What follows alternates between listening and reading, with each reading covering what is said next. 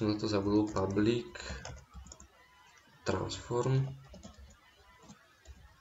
a vlastne skúšač zeme. Skúšač zeme si vlastne vytvoríme v hre, hneď vám ho vytvorím a budeme potrebovať na to, aby sme skúšali, či tá postavička je na zemi alebo nie, kvôli skoku. Takže jednoducho si vytvoríme nový herný objekt. Stačí kliknúť sem, hore na vličke Game Object a Create Empty. Vidíte, vytvoril som nový. Premenujeme si ho skúšač zeme. Bude jednoducho empty, bude prázdny, nemusíme do ňoho dávať nič. Jednoducho, keďže je pod hráčom, tak ho musíme presunúť do hráča. Takže jednoducho ho chytíme, ľavým tlačítkom presunieme na hráča.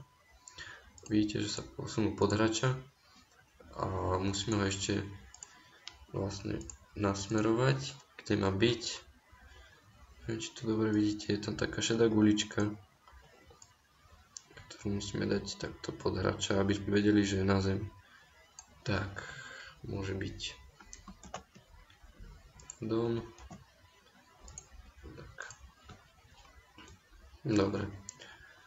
Takže to by bolo ten skúšač zeme.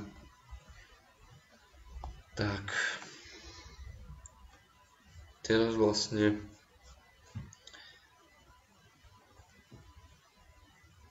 môžeme sa pustiť už vlastne do toho updateu a ovládania toho hráča.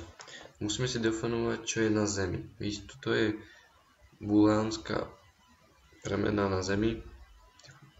Takže musíme definovať na zemi. Je to vlastne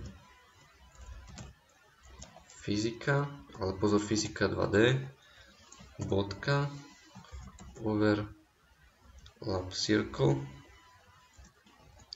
A teraz vlastne musíme, ako vidíte, tak toto, physics 2D, overlap circle, musí mať 3 premenné, ktorý musí mať nejaký vektor, nejaký ten smer, ktorým pôjde, a to bude vlastne náš skúšať zeme. Takže musíme dať skúšať zeme, už som to pekne vysvietil, skúšať zeme, bodka, position, ako jeho pozícia. Potom potrebujeme, ako vidíte, tu sa vysunula tabuľka, vidíte tu ten vektor, to skúšať zeme, pozícia toho skúšaču zeme. Float radius. Radius zeme máme už, vidíte, tuto je, ako sme vysoko od zeme. Takže už iba napíšeme iba radius zeme, enter. A ďalej potrebujeme layer masku, ktorú sme si definovali tuto, ktorú som vám ukázal, či si neskôr ukážeme v hre. Takže napíšeme jednoducho, čo je zem. Bodkočiarka. To by bola definovaná, čo je na zemi. Takže nám to bude ukazovať, že kedy sme na zemi, keď budeme podľa vektoru pozície 2, za vektoru pozície, radiusu a čo je zem. Ďalej potrebujeme pohyb. Takže pohyb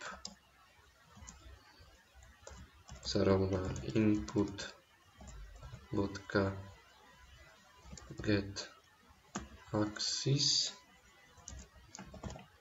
a v zatvorkách musíme dať takýto syntax toho príkazu horizontal.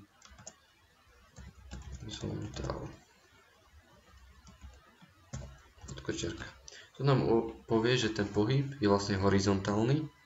Get axis je vlastne po akej osi sa má pohybovať, čiže horizontálnej alebo vertikálnej. My sme dali horizontálnu a umožňuje nám to pohyb hráča pomocou klávec AD, čiže ľavo-pravo. Je to taký syntax. A teraz potrebujeme použiť vlastne tento komponent rigid body, aby sme to telo rozhýbali, aby sme dali nejakú fyziku. Takže musíme spraviť get komponent, aby sme ho načítali.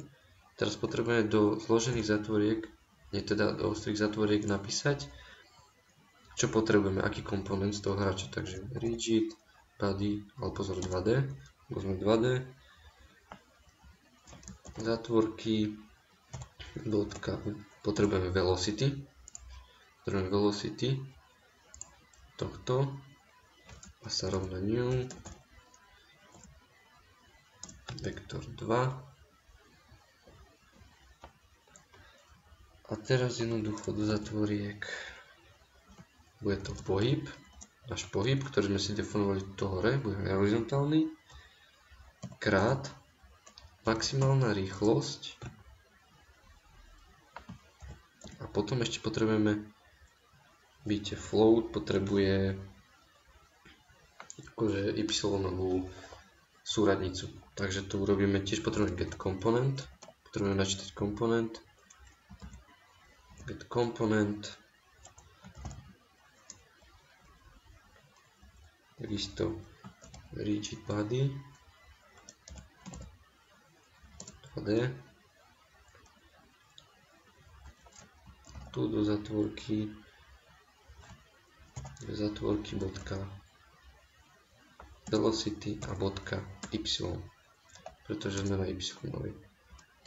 A bodkočka, viem, je to strašne dlhé, ale neskôr tomu pochopíte, nemám to až takto dobre vysvetliť. Takisto som sa to učil na tutoriáloch, takže niečo vám vysvetlím, niečo pochopíte neskôr ako ja, tiež neviem všetko, takže snažím sa aspoň niečo. A teraz vlastne mohlo by to ísť, ak si hru spustíme, vykompiluje sa, žiadne. Aha. Ukazuje nám, že skúšať zeme toho hráča nebol načítaný. Aha, vlastne tu je, čo je zem. Dobre, tu máme. A ešte potrebujeme, vidíte, tuto je skúšať zeme a vlastne musí ho načítať.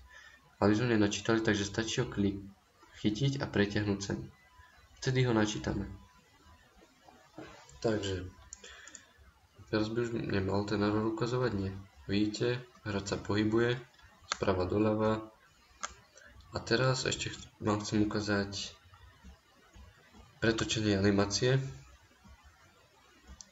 ktoré nám urobí, že vlastne do ktorej strany sa pohybuje, do ktorej sa natočí celá animácia hráča. Takže to vám ukážem v ďalšom tutoriáli. Takže zatiaľ sme toho hráča rozpohybovali. V ďalšom tutoriálu si ukážeme vlastne tú animáciu, aby sa nám pretačala. Takže zatiaľ sa majte.